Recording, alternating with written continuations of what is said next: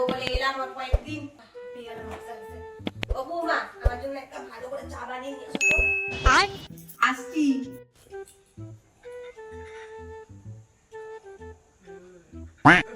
ঠিক চাইতে কিনি দাওনি নাকি? এখনো চা করতে শিখলে না? বৌমা, আমার প্রচন্ড জোরে খিদে পেয়েছে, আমার জন্য একটু কড়াইশুঁটির কচুরি আর একটু তরকারি বানিয়ে নিয়ে এসো তো। আবার কড়াইশুঁটির কচুরি খাবো আমি, আমার জন্য আবার কড়াইশুঁটির কচুরি বানাও। বৌমা, আমাকে অনেক ঠান্ডা লাগছে, একটু গরম জল করে দাও তো, স্নান করবো।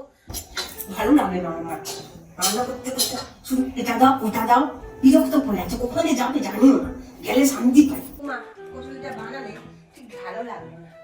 দুপুরে কি রান্না করবে? আমি কিন্তু দুপুরবেলা কাতলা মাছ খাবো, আমি কিন্তু ছোট মাছ খাই না, আমার জন্য বড় কাতলা মাছ রান্না করবে।